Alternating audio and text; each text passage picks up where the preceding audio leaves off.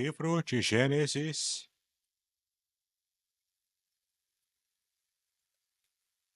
capítulo 28. Gênesis é o primeiro livro da Bíblia. Eu gostaria de convidar você a abrir no livro de Gênesis, capítulo 28, os versículos de 6 a 9. Gênesis 28, de 6 a 9. Conseguiu achar o texto? Vamos então fazer a leitura. Eu vou ler aqui na versão Nova Almeida atualizada. Gênesis 28, de 6 a 9, que diz o seguinte: Esaú viu que Isaque havia abençoado Jacó e o havia mandado a Padã-Arã para tomar de lá esposa para si, e que, ao abençoá-lo, lhe havia ordenado que não escolhesse uma esposa dentre as filhas de Canaã. Soube também que Jacó, obedecendo ao seu pai e à sua mãe, havia ido a Padã-Arã. Sabendo também que Isaque, seu pai, não via com bons olhos as filhas de Canaã, Esaú foi à casa de Ismael e, além das mulheres que já tinha, tomou por mulher Maalate, filha de Ismael, filho de Abraão, e irmã de Nebaiote. Amém. Que o Senhor esteja nos abençoando. Já já veremos o que esse texto tem a falar para nós com respeito à família, especialmente famílias disfuncionais. Muitas vezes a gente tem aquela ilusão de que uma família para ser usada por Deus, alguém para ser usado por Deus, precisa ser uma pessoa perfeita, precisa ser uma família perfeita, com cada um cumprindo perfeitamente os seus papéis familiares, pai, a mãe, os filhos, os avós. E então essa família vai ser usada por Deus. Essa família vai ser abençoada. Essa família tem condições de abençoar outras. E sempre temos essa perspectiva. Aí, quando a gente vai começar a ler a Bíblia, a gente vai vendo o modo como Deus prefere trabalhar, as pessoas que Deus escolhe para usar. A família, por exemplo, como a primeira família, a família de Abraão, onde Deus escolheu se revelar a ele para, a partir dele, trazer uma nação, escolher essa nação e, através dessa nação, trazer o Messias, o Salvador de toda a humanidade, o seu próprio filho. Mas você observa a família de Abraão. Abraão, o pai da fé. Mas o seu maior erro foi numa situação de falta de fé, numa proposta que a sua esposa Sarai deu a ele, quando eles estavam há muito tempo, cerca de 20 anos, esperando o filho prometido e não chegava. Eles tentaram apressar as coisas.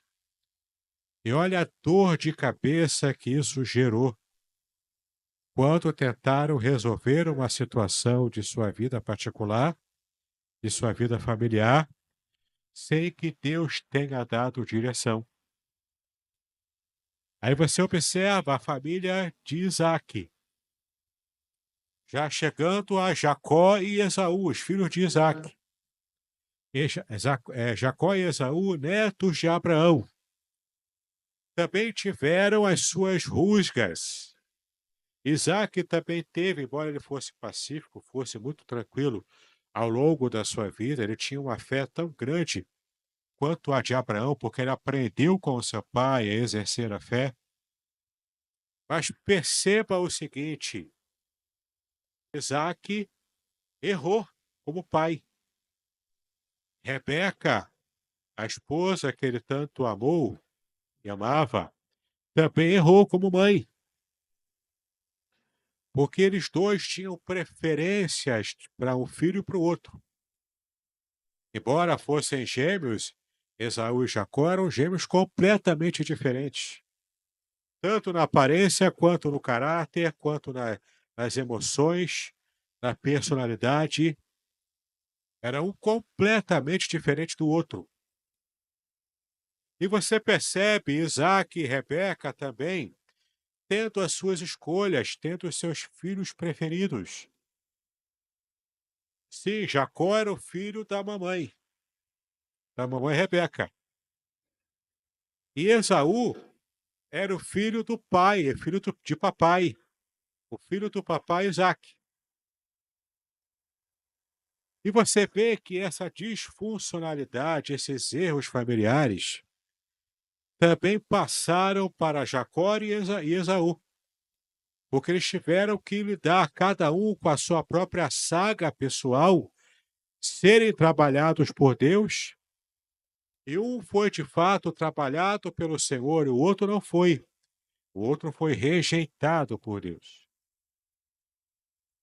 Mas você percebe que, apesar de tudo, apesar dessa família ser uma família casca-grossa, apesar dessa família ser uma família disfuncional, como dizemos hoje, uma família carne de pescoço, uma família que tinha fé, sim, mas uma família que não era perfeita.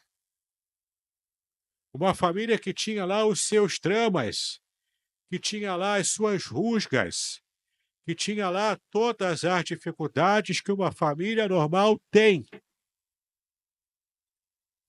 E você vê ali, especialmente nessa relação Esaú-Jacó e o relacionamento deles entre si, especialmente Esaú, tem uma postura muito difícil, até mesmo para Deus trabalhar, embora não fosse algo impossível de Deus mudar a vida de Esaú. Mas o fato é que Esaú evoluiu muito pouco ao longo da sua história. E Jacó teve uma curva de evolução muito mais acentuada, com uma aprendizagem muito maior e com o coração plenamente moldável pelo poder de Deus. O que você encontra aqui? Nesse texto que a gente leu, a gente percebe um tipo de escolha que Esaú fez. E foi uma escolha muito errada. Foi uma escolha motivada por um coração que não estava totalmente entregue para ser moldado pelo poder de Deus. O que você consegue ver aqui? Veja o que acabamos de ler aqui. Perceba, no versículo 6 de novo, Esaú viu que Isaque havia abençoado Jacó e que o havia mandado a Padã-Arã para tomar de lá a esposa para si, e que ao abençoá-lo lhe havia ordenado que não escolhesse uma esposa dentre as filhas de Canaã. Você conhece a história. Você sabe o que está acontecendo aqui. Rebeca esteve tratando com Jacó todo um ardil, já que Isaque já era cego. Isaque já não estava enxergando bem, ele estava percebendo que estava chegando o fim da sua vida. Então Isaque, risadinha, o nome dele significa isso, Itzhak, significa risada, e a risada estava prestes a se apagar, porque ele já estava com idade avançada. Isaac estava cego. Ele já não enxergava bem. Ele precisava, então, cumprir o seu papel de abençoar o filho mais velho. Em questão de poucos segundos, Esaú nasceu primeiro. E você vai entender agora por que Isaac tinha preferência para Esaú e por que Rebeca tinha preferência para Jacó. Naquele fatídico episódio em que Jacó percebe uma brecha, ele provavelmente, já trabalhado na sua mente, no seu coração pela sua mãe, ele percebe que Esaú de fato não era digno da bênção da primogenitura, que lhe era por direito cultural. Mas ele percebe que Esaú era um homem bronco. Esaú era um homem que não dava valor às coisas importantes da vida. Esaú tratou como coisa pouca, como bobagem, o direito de primogenitura. Esaú considerava uma frescura, como dizemos hoje, ficar apegado a esses tipos de rituais culturais e religiosos. Ele achava bobagem isso. Não dava valor para isso. Numa certa ocasião, você conhece a história, ele chegou de uma caça, cansado, suado, pronto para relaxar, com muita fome. Ele chega e encontra Jacó preparando um guisado de lentilhas. Sabe aquele caldo de lentilhas que você se delicia aqui nos tempos frios? Pois é, era isso. Um delicioso caldo de lentilhas bem grosso, bem suculento. Esaú sentiu o cheiro longe.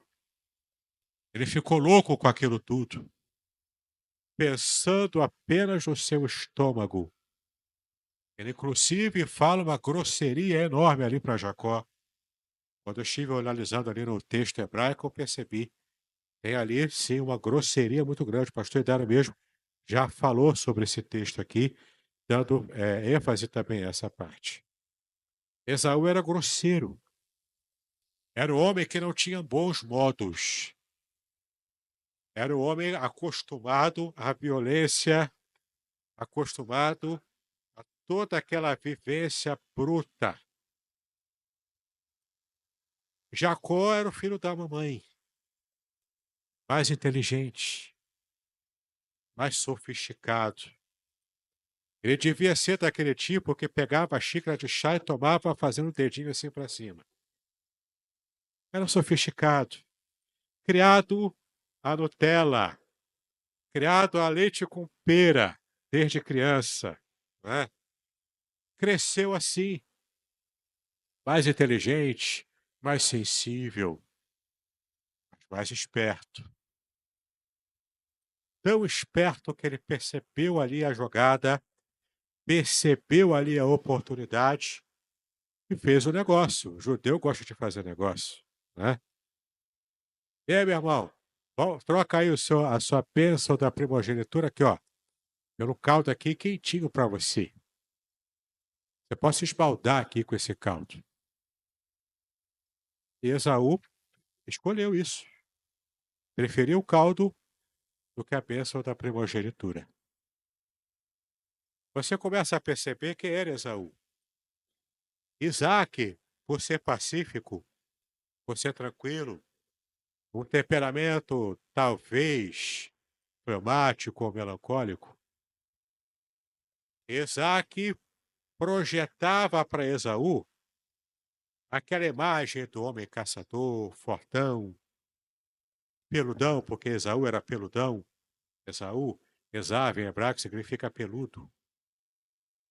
O homem acostumado a essa vida de aventuras. Provavelmente Isaac projetou em Esaú algo que ele queria para ele próprio. Por isso ele preferia Esaú. E é claro, Rebeca criou Jacó à sua imagem e semelhança. Sofisticado, sensível, inteligente, preparado para buscar oportunidades que a vida, ironicamente, lhe tirou. Aliás, o nome Jacó, Yaakov, em hebraico, tem a ver com calcanhar, equeve, calcanhar. Porque Jacó nasceu agarrado ao calcanhar do seu irmão. E ao longo de toda a sua vida, Jacó estava agarrado a alguma coisa para tentar vencer, para poder chegar a algum lugar, para vencer os seus dissabores de não ser aquele que tinha o direito natural à primogenitura. O direito de ser o filho mais velho, de receber porção dobrada da herança, de ser o chefe do clã após a morte do seu pai, de ter proeminência social, Ele desejava tudo isso. Rebeca sonhava para o seu filho mais novo, segundos mais novo, ela sonhava isso. Mas a vida havia negado. Os costumes haviam negado a Jacó essa bênção. Ele se agarrava às pequenas oportunidades. O tempo passa. Então Rebeca promove aquele ardil, engana Isaac. Jacó recebe a bênção no lugar de Esaú. Esaú chora amargamente. Mas há alguns detalhes sobre Esaú e sobre Jacó que você precisa levar em conta para entender por que Deus trabalhou com Jacó e não com Esaú. Porque o texto bíblico diz que Deus ele foi revelado como Deus dos pais Abraão, Isaque e Jacó. Não era o Deus de Abraão, Isaque e Esaú, era o Deus de Abraão, Isaque e Jacó. Por que Deus escolheu Jacó e rejeitou Esaú? Não apenas pelas questões da aparência física, do jeitão de um e de outro. Mais do que isso, Deus conseguiu enxergar o âmago, o coração, as vísceras de cada um. E ele percebeu que Jacó, apesar de toda a história da sua vida, Jacó tinha condições de se tornar maleável nas mãos de Deus. Você percebe aqui que quando Jacó recebe a bênção de Isaac, o seu pai fala para ele: olha, não arruma esposa por aqui não, porque Esaú já tinha se casado. Veja lá o versículo 26, o capítulo 26, aliás, o capítulo 26, versículo 34.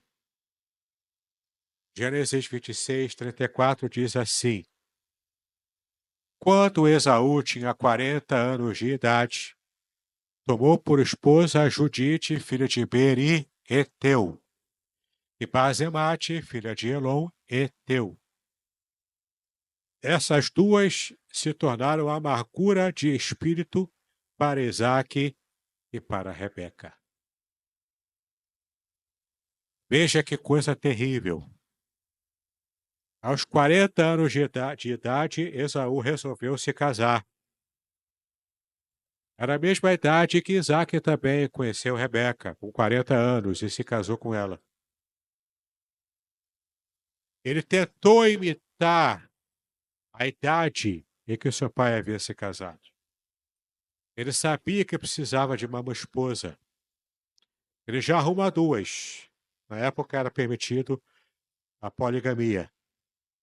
Ele então se casa com duas, mas duas mulheres etéias, lá de Canaã, da terra onde eles estavam habitando. Pessoas que adoravam a outros deuses, com costumes diferentes. E o texto do versículo 35 diz que isso era uma amargura tanto para Isaac quanto para Rebeca. Eu fiz a pesquisa na tradução judaica, eles dizem que essas duas mulheres etéias ficavam de propósito implicando com Rebeca, implicando com Isaac, zombando deles pela idade, pelos costumes judeus, zombando de tudo e de todos. Isso trazia amargura de espírito. Noras que, por serem tão diferentes da fé judaica, da fé hebreia, noras que estavam de propósito colocando fogo no parquinho, querendo ver qual seria a atitude de Esaú. E o texto parece dizer que Esaú não estava nem aí para isso. Esaú tocava a sua vida, construía o seu futuro, construía a sua vida, talvez tranquilo com respeito à primogenitura. Ele já sabia qual seria o seu futuro. Não dava nem ideia para os seus pais. Não percebia o sofrimento de Isaac e de Rebeca. Ele estava completamente desconectado da sua família. Ele estava completamente desconectado emocionalmente do seu núcleo familiar, daquela que seria a sua herança se ele de fato recebesse a bênção da primogenitura. O tempo todo ele estava desconectado, era um egoísta. Era alguém que dava pouco valor às coisas importantes da vida. Me desculpe a expressão, mas Esaú estava se lixando para sua família, para os seus pais. Ele queria buscar a sua própria felicidade, a sua própria alegria. Por isso que no começo do culto eu li o texto de Provérbios, capítulo 14, versículo 12, que diz que há caminhos que ao homem parece bom, parece perfeito, mas no seu fim são caminhos de morte. Esaú buscou o caminho da sua morte enquanto líder espiritual do seu clã. Esaú, por causa de escolhas erradas, estava jogando a sua família, os seus pais, o seu clã, o seu futuro para o abismo. Jacó era o enganador. Embora Jacó, o nome Jacó não significa enganador. Jacó, como eu disse, vem de calcanhar. Tem a ver com aproveitar oportunidades, tem a ver, inclusive, com estar agarrado a situações que a vida lhe oferecesse, para tentar levar vantagem. Jacó, por isso, ele buscava até mesmo enganar se fosse necessário. Mas o importante era chegar onde as suas ambições lhe indicavam. Esaú também tinha esse pensamento, mas Jacó, ele era mais maleável. Jacó, ele percebia e dava mais valor àquilo que ele não tinha. Ele queria desesperadamente alcançar a bênção que lhe foi negada. Ele, usando ardil, portanto, tenta chegar nesse atalho, mas então tudo dá errado. Ele precisa fugir. Ele foge do seu irmão que queria matá-lo. O seu irmão forte, violento, acostumado a matar animais. Qual seria a sorte de Jacó se continuasse ali? Então Rebeca fala: olha, vá lá para Padarã, lá nós temos parentes. Se case com alguém do nosso clã, já que você recebeu a bênção, você vai ser o chefe do clã agora. Faça a coisa certa desde o começo. Se case com alguém que não traga dor de cabeça para nós. Que não vá depois colocar o seu coração dividido quanto às promessas de Deus. Jacó imediatamente obedece. Vai para Padarã, encontra o anjo, tem aquele sonho, se encontra com Raquel, depois ele é enganado, veja a ironia do destino, né? O próprio Deus trabalhando ali. E então ele é enganado, o enganador é enganado, tem toda aquela saga que você conhece. Mas o que eu quero chamar a sua atenção aqui para esse homem Esaú. Esse Esaú que não aprendeu a lição ao longo da sua vida. Aqui no final do 26, nós lemos que ele casa com essas duas mulheres hititas, e isso traz problemas sérios para a sua família. Agora você vai comigo lá, você vai perceber todo o capítulo 27, é como Jacó sai para Padarã e é abençoado. E realmente vai construir a sua família lá em Padarã. E veja aqui no 27, versículo 46. Então Rebeca disse a Isaque: estou aborrecida da vida por causa das filhas de Et, por causa das esposas de Esaú, né? Se Jacó tomar esposa dentre as filhas de Et, tais como estas, as filhas desta terra, de que me servirá a vida? Rebeca estava entrando numa profunda depressão por causa dessas mulheres. Então perceba que levou um bom tempo para Esaú perceber o mal que ele estava fazendo aos seus pais, já idosos, já cansados. Levou um bom tempo para o Esaú desconectado, para cair a ficha na cabeça dele e ele perceber que precisava fazer alguma coisa. Qual era o certo? O que Esaú devia ter feito? Se livrar daquelas duas mulheres, despedi-las. Naquela época era fácil para o homem fazer isso. Ele podia dar carta de divórcio para as mulheres, se livrar delas, começar do zero. Mas ele não fez assim. O versículo 28, como nós lemos, mostra para nós aqui que Esaú caiu a ficha nele, versículo de 6 a 9, que a gente já leu, cai a ficha depois de muito tempo e não bate aquele sentimento, coitados dos meus pais, eu quero refazer o mal que eu fiz para ele, eu quero consertar, na verdade, o mal que eu fiz para eles ao longo do tempo. Ele não pensa assim. Qual é a atitude de Esaú? Qual é a solução que ele pensa e o que ele faz? Ele procura na sua própria família, sim, mas num ramo dissidente da sua família. Ora, Deus deixou claro para Abraão lá atrás que a bênção que Deus prometeu, a terra prometida, a bênção total de ter uma família enorme durante toda a terra e que também abençoaria todas as outras famílias da terra, seria por meio da descendência real, concreta, da descendência natural, que é a descendência de Isaque, o pai de Esaú. Mas ele busca uma outra esposa, a terceira esposa, sem se livrar das anteriores. Ele busca uma terceira esposa sem consultar os pais. Ah, tá bom, eles querem alguém do sangue aqui, o sangue da nossa família, eu vou buscar. Mas buscou uma neta, uma sobrinha, no caso dele, uma prima dele, da descendência de Ismael, cuja bênção de Deus para Ismael, como sendo a bênção que estaria trazendo o Messias ao mundo, não estava com Ismael. Essa bênção era diferente. A bênção de Ismael era diferente. Era uma bênção paralela.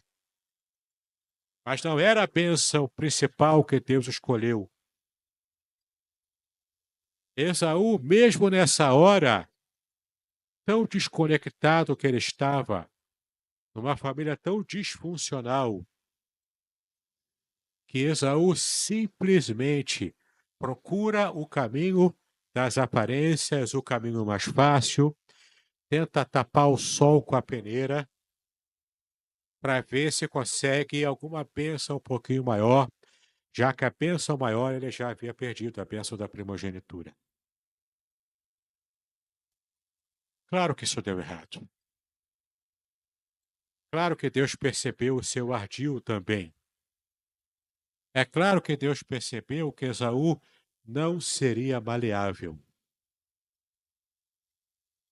Esaú se contentaria com de fato herdar a herança de Isaac, já que Jacó assumiu, seguiu outro caminho. Então, simplesmente simplesmente, Esaú ficou contente com isso. Simplesmente Esaú se acostumou com isso. E até o fim da sua vida, Esaú não fez questão da bênção de ser o chefe espiritual do clã, o pastor espiritual da sua família. Coube a Jacó, depois com os seus filhos, ter nos seus filhos as 12 tribos de Israel. Mesmo assim, mesmo com a disfuncionalidade dessas famílias, mesmo com a luta de Jacó para de fato Deus moldá-lo e quebrá-lo torná-lo uma nova pessoa. Mesmo assim, Deus não abriu mão da sua escolha, da escolha da família de Abraão. Ora, o pai da fé teve episódio de falta de fé. O pai de muitas nações, de multidões, teve dificuldades para ser pai, depois que foi pai, também teve dificuldades na criação dos seus filhos. Entendeu? Isaac também, Esaú, Jacó também. O que eu estou dizendo é que, mesmo que a sua família seja disfuncional, se você tiver o coração maleável por Deus, Deus pode quebrantar, pode quebrar você, tirar você da sua zona de conforto e fazer de você a bênção que Ele projetou.